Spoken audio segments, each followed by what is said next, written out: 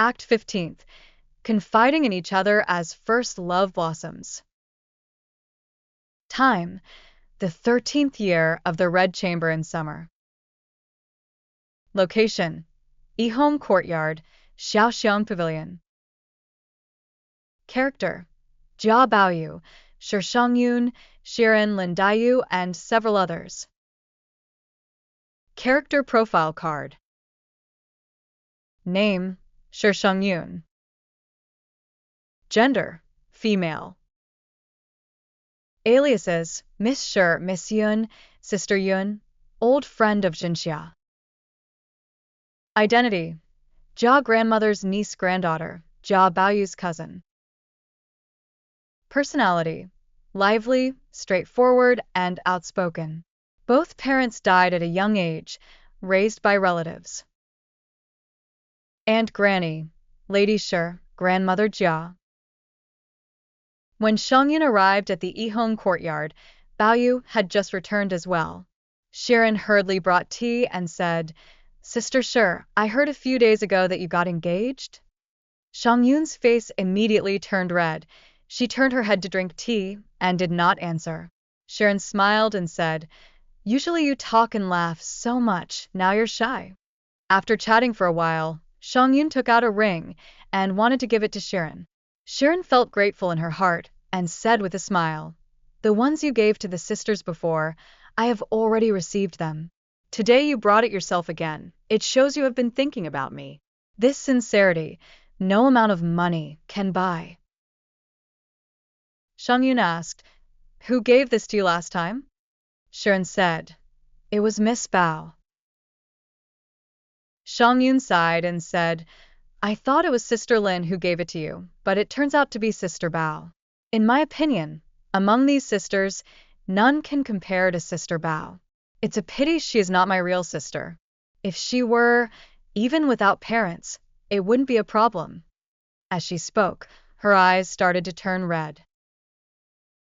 Baoyu saw the situation and quickly persuaded her, forget it, don't say these things."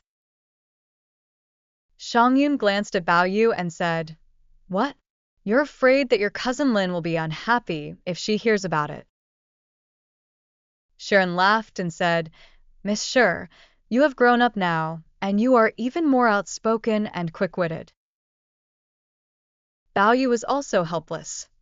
"Just as I thought, you guys are really hard to talk to." Shangyun said, "Brother, you only know how to say this and that in front of me. If you meet Sister Lin, you wouldn't know what to do." Just as they were talking, someone came to report that Jia Yuxian had arrived and asked Baoyu to accompany the guest. Baoyu complained while changing his clothes, "Why can't there be the old master to accompany him? Why does he have to see me every time he comes?" Xiangyan shook her fan and said on the side, "Of course it's because you are good at receiving guests that the master asked you to go." Baoyu said, "It's not the master. He clearly wanted me to go see him myself." Shangyun chuckled and said, "The saying, 'elegant hosts attract frequent guests,' means that you must have something that he appreciates in order for him to want to see you." Baoyu shook his head and sighed, "I am just an ordinary person among ordinary people. I do not want to associate with them." Shangyun advised, "You still have such a temper. Now that you're older, you should interact with these officials more often, engage in more social interactions, talk about career, economy, and affairs, and make some honest friends.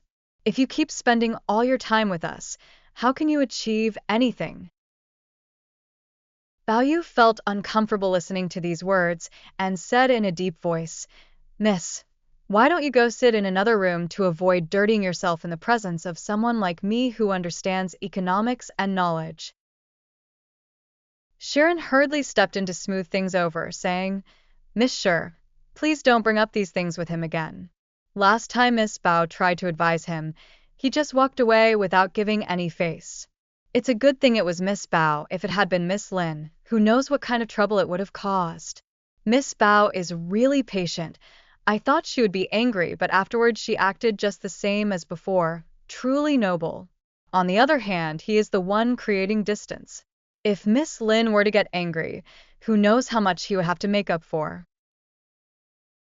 Bao Yu said confidently, Miss Lin never speaks nonsense like this.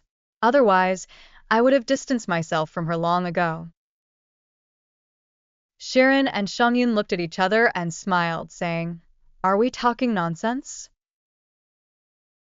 As for Daiyu, she knew Xiangyun was on this side of the Yihong courtyard, so she came over to take a look.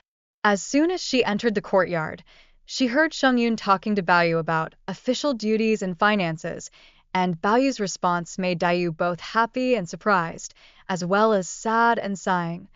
I am happy that I have always regarded him as a confidant, and he truly is a confidant. Surprised that he is so open and unrestrained in front of others, without avoiding our intimacy. Sighing that since we are already confidants, why add gold and jade into the mix?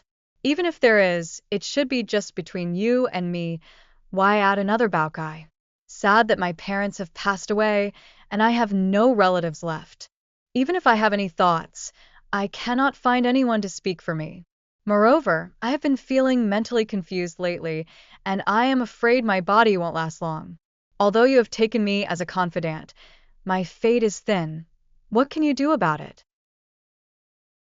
Daiyu became more and more sad the more she thought about it, unable to stop herself from shedding tears again. She initially wanted to go in and see Baoyu, but then felt that it was meaningless. So she wiped her tears, turned around, and left. Baoyu changed into clean clothes and came out, seeing Daiyu walking slowly ahead as if wiping away tears. So he hurriedly caught up and asked, Where are you going, sister? Why are you crying again?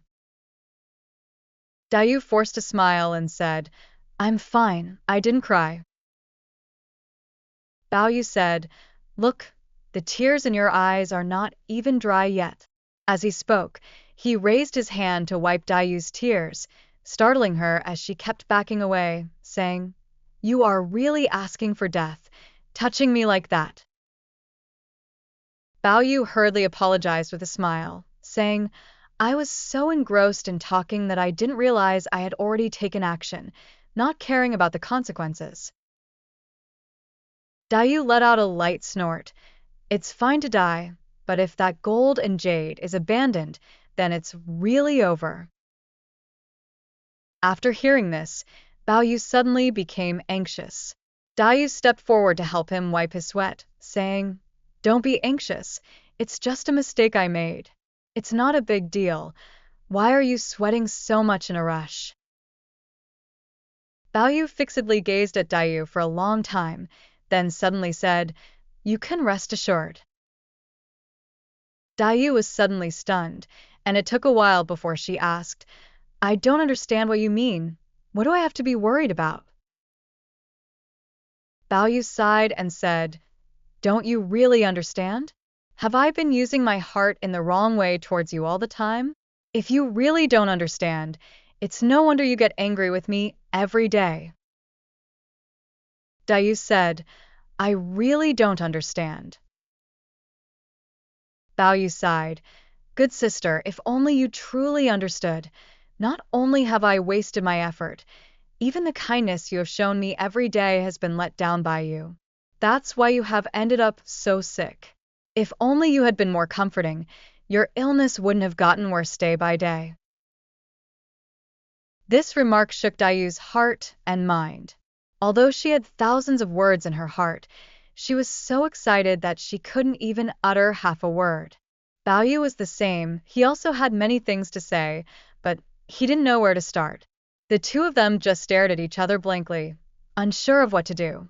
After staring at each other for a long time, Daiyu left a sentence, I know what you mean, and walked away with tears in her eyes without looking back. Watching the back of Daiyu leaving, Baoyu was momentarily stunned. At that moment, Sharon noticed that Baoyu had forgotten his fan and was worried he would feel hot, so she brought it to him. Baoyu was lost in thought and mistook Sharon for Daiyu, grabbing her and saying, My dear sister, I have never dared to express my feelings before, but today I finally said it boldly. I am willing to die for you. I have fallen ill for you, but I dare not tell anyone. I am afraid I can only get better once you recover. Even in my dreams, I cannot forget you." Upon hearing these words, Sharon was both shocked and embarrassed. She pushed Baoyu's hand and said, "What's wrong with you? Hurry up and accompany the guests." Baoyu suddenly woke up and saw it was Shiren, so he quickly picked up the fan and left. Just as Baoyu left, Bao Chai arrived and was talking to Shiren. An old woman hurriedly approached and said, "Miss Jean Schwanner has thrown herself into the well." Sharon hastily asked, "Which Jean Schwanner are you referring to?" The old lady replied, "Where else are there other Jean Schwanner? It's the maid in the ladies' room."